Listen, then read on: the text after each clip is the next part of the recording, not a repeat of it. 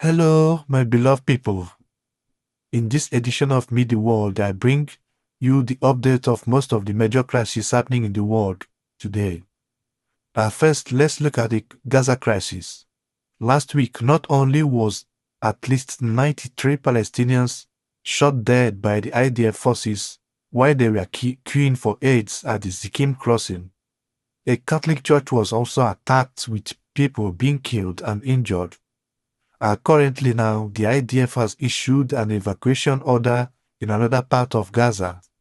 Just listening to the news. Now to Israel, issuing new evacuation orders in Gaza. Dozens of Palestinians were killed by Israeli fire as they waited for food in northern Gaza. But the IDF maintains there was an imminent threat. And we want to warn you, some of these images are graphic. Here's ABC's Patrick Reevell. Tonight, hospitals flooded with dozens of Palestinians after Israeli troops opened fire near a crowd trying to collect food. Nearly 70 killed and more than 150 wounded, according to the Hamas-run health ministry. The bloodshed happening as thousands were desperately seeking flour in northern Gaza. This man says, "We raised our hands like this, signalling we were peaceful. Then they started firing at us." The IDF questioning the casualty figures, saying they fired to remove a, quote, immediate threat. With no end to the war in sight, most days now dozens of Palestinians are reported killed as they try to get food. Israel tonight saying it will now expand its ground operation into a new area of central Gaza, ordering tens of thousands to move again. People today praying with the Patriarch of Jerusalem, Cardinal Pizzaballa, leading Sunday Mass in Gaza's only Catholic church. The Cardinal granted a rare visit after Israeli tank fire hit the church earlier this week. The UN's World Food Programme is warning tonight that 90,000 women and children are now in urgent need of treatment for malnutrition, once again calling on Israel to let in more aid. Lindsay. Patrick, thank you. You have heard it yourself. I don't know when the ping-pong evacuation order will stop. It is all talk from world leaders, no action, as the whole world is waiting for their Messiah America to take action. Well, I know definitely that this will not happen in the near future.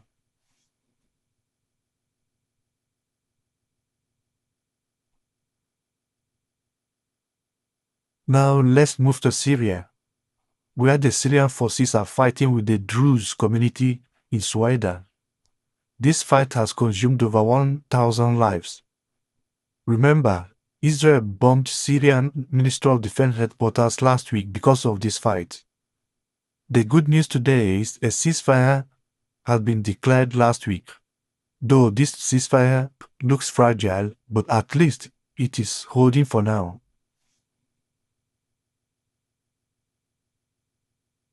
It's a very fragile ceasefire, but ranks of Syrian security forces are now around the besieged city of Sweda. They're trying to prevent thousands of Arab tribal fighters from entering. On presidential orders, the Arab fighters have retreated from the mainly Druze city after nearly a week of violent clashes and are now on the outskirts. But they are watching and waiting to see what unfolds. Among the fighters are engineers and doctors. The humanity is number one for us. Saving both sides. Yeah, both sides we are saving. The Bedouins and the other side. And on the fighting, we are fighting also. We are here for fighting. They are killing the children. They are taking the people out of their homes. Crucially, Arab tribal leaders have agreed to the ceasefire and say they're supporting the government forces and a unified Syria. We are not against the Druze people, the leader told the fighters. We're not here to kill the Druze. But whilst talking to us, he accused one Druze militia led by cleric Hikmat al-Hajri of terrible crimes against the Arab Bedouins. These are crimes. How do countries help you and you cut off the heads of our children and expose the nakedness of our women? We will not be silent until you are tried and held accountable, al-Hajiri. Inside Sweda, there is terrible devastation in the predominantly Druze city. The Arab fighters may have left the city centre, but about 30,000 mainly Druze civilians remain trapped. They're deeply distrustful of the new government and its security forces, and Druze militia have taken up sniper positions for fear of further attacks. So far, there's been little aid accepted by Sweda's Druze leaders, including the White Helmets emergency response teams, because of their government connections. But Druze civilians trapped inside who spoke to us through a female action group painted a desperate picture. There's nowhere to escape to. They have to create safe corridors. There's no electricity, no water, nothing. We need safe corridors. Kids need nappies. They need food and milk. Nearly 130,000 people have fled their homes, the UN estimates. We travelled to one near-deserted village just outside Sweda, where Bedouin and Druze minorities lived side by side before the clashes. Little more than a handful of people now remain. This Druze family say 10 of their relatives in Sweda were killed in the violence, and they want justice. We are the sons of one country. People who break the law, who are violent, should be punished by the government. That's what we want. The area's key government official tries to reassure them. The soil of this country is for everyone. It won't be divided. But right now, few are reassured, and there are fears it won't take much to shatter this shaky ceasefire and plunge the south back into violent chaos. In Sudan, there's a huge humanitarian crisis going on. You all know that Sudan is located in Africa, and as usual, no one cares about African issues. You hardly hear it in the news.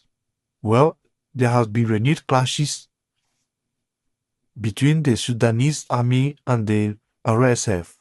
Over 400 civilians have been killed in Kordofan and in Darfur. Let me allow you to listen to the news yourself. The conflict in Sudan entered a grim milestone in April, a third year of violence which has led to thousands of deaths and a staggering number of displaced. The latest data from the UN International Organization for Migration shows an estimated 12 million people had been forced to leave their homes as of July 2025. This includes 7.7 million internally displaced persons, more than half of them children. Approximately 4.1 million displaced people have left Sudan for neighboring countries, including Chad, Egypt and South Sudan.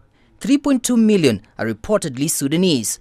Another 500,000 or so are believed to have joined family members in Saudi Arabia, the United Arab Emirates, Qatar and Oman. At the same time, many people from other countries who sought refuge in Sudan have now returned to their countries of origin. The conflict has also led to widespread food shortages, with many people believed to be dying from hunger and disease than from the fighting. The World Food Programme says a total of 24.6 million people, around half the population, are acutely food insecure. It also confirmed famine in at least 10 locations in April, including the Zamzam camp in North Darfur, home to some 400,000 displaced persons. Meanwhile, the Sudan Doctors Union reported that more than 522,000 infants had died from malnutrition as of January 2025.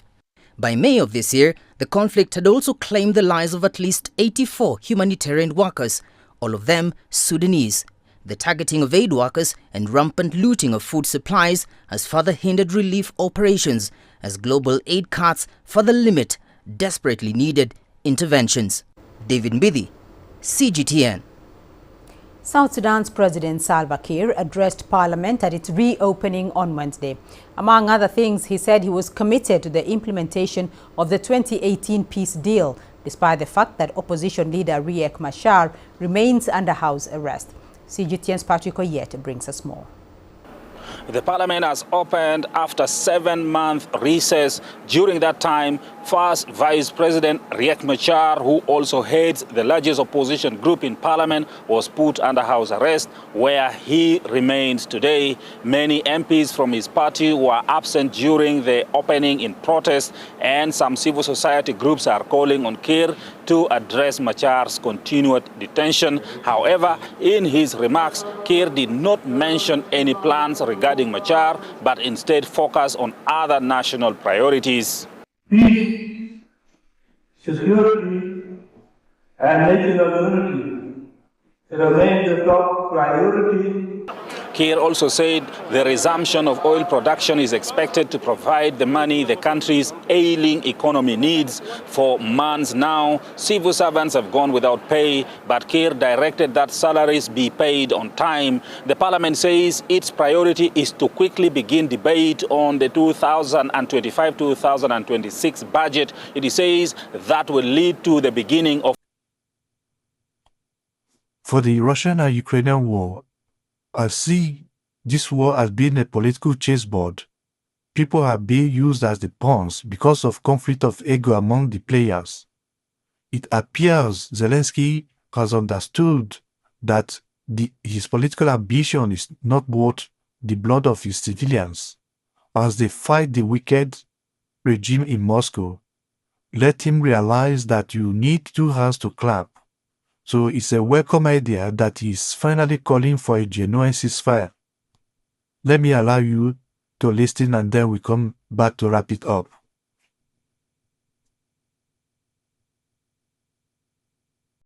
Ukrainian President Volodymyr Zelensky is offering to hold fresh peace talks with Moscow next week. Ukraine and Russia have held 2 rounds of negotiations in Istanbul over the past 5 months, with no progress. Earlier this month, US President Donald Trump threatened harsher sanctions on Russia if a peace deal was not reached within 50 days. Наступну зустріч на наступному тижні. Negotiation dynamics must increase. Everything must be done to achieve a ceasefire.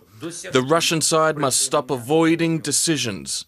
The exchange of prisoners, the return of children, the cessation of killings.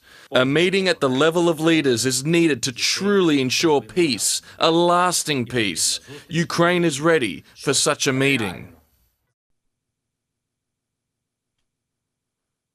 And finally now, China continues its persecution of Christians in their country. They have imposed series of restrictions and laws to prevent the growth of Christianity in China. Listen to the news and then we come back to conclude everything. Rising economic pressures are creating social unrest in China, and that's led to a new wave of persecution against Christians. The government is arresting pastors simply for collecting offerings, and foreign missionary activities are being restricted. Despite the crackdown, the church continues preaching the gospel, and Christianity is growing. Here's Gary Lane. China is experiencing social unrest due to a slowing economy, thanks in part to increased tariffs on exports to the U.S. Jeff King, president of International Christian Concern, believes while the nation is approaching a tipping point, there is still hope. Masses are fed up. They are marching in the streets, especially the students. Huge rallies going on calling for democracy. But when there is that pressure, when there is that pain, that's when people feel the need. So they're looking to democracy, which would be a wonderful thing, but what they really need is faith.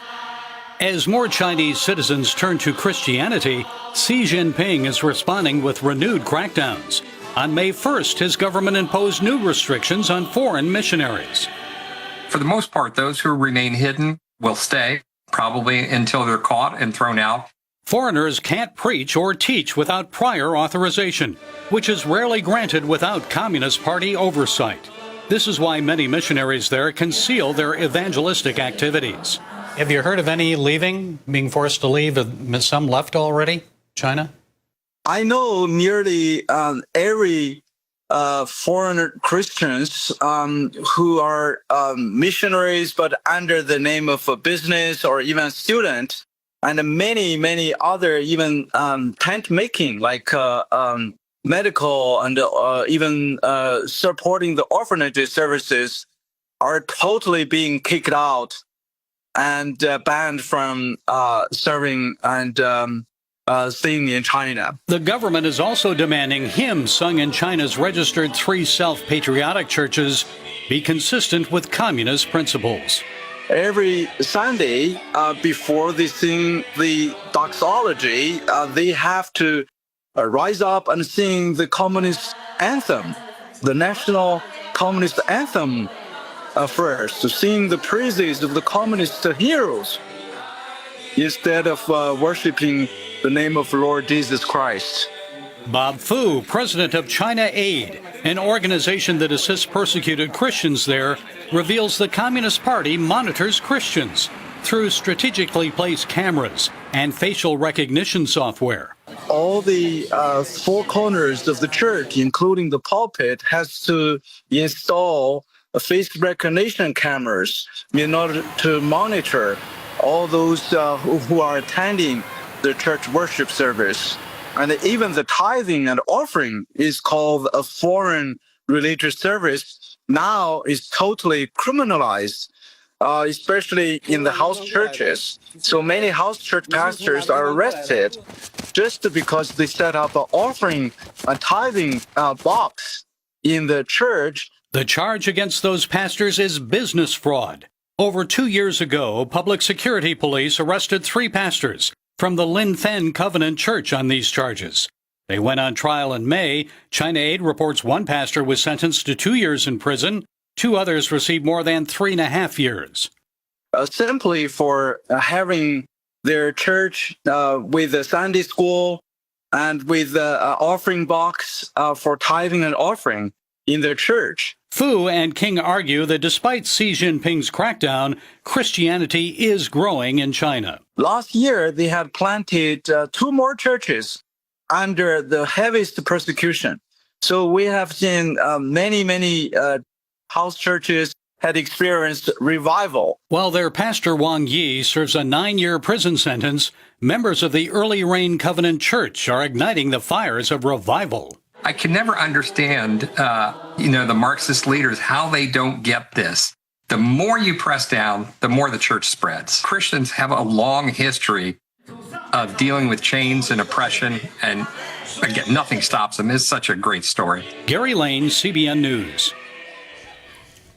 Thank you, Gary. Jesus said the gates of hell shall not prevail against his church, and that is thanks in part to the strength and courage of spirit-empowered believers like we're seeing in China. And the next time we are kind of lukewarm in our faith, or we don't really appreciate the freedom we have to worship our Lord in this country, think of these believers in China dealing with software for facial recognition, pastors being arrested for trying to receive an offering.